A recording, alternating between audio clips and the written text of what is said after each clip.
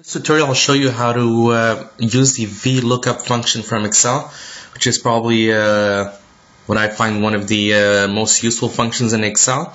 What it basically does is it takes a value from your first table, looks for it in the second table, and returns an associated value. Let's start with an example, easiest way to understand it. So I have my first table here, which has employee names and numbers, as well as gender and date of birth. However, the date of birth is empty here.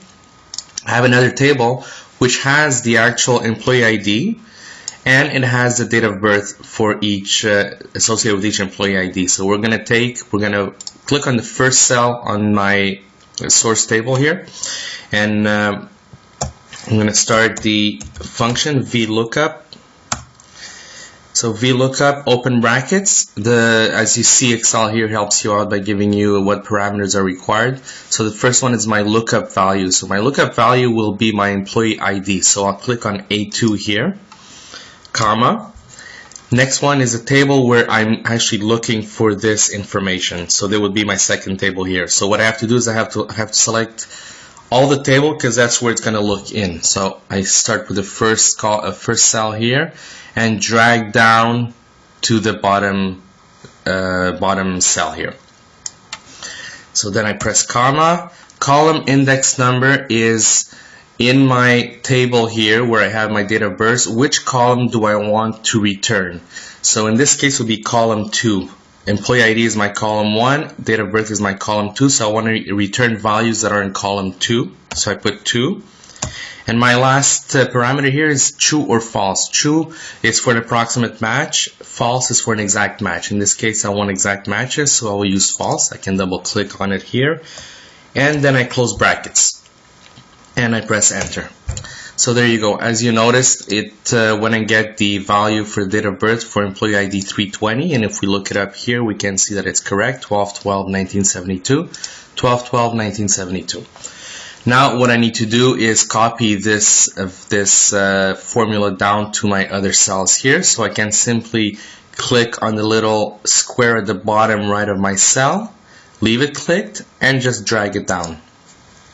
Now we'll notice something interesting here. We have a few NAs here, and the reason why is that when I dragged it down, what Excel tries to do is, as you see here, it's looking for A2, right? This is my first value it's looking for.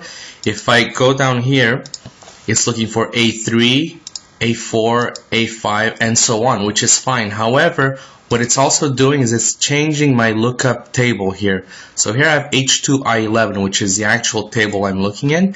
If I look at my second cell here, it actually changed it to H3 and I12.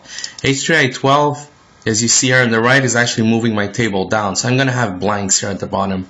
We don't want that. So what we do is on the first cell that I wrote, that we created, the first formula that is, we're going to put a $sign, also called a string, before the letter and the number of the cells of the actual lookup table.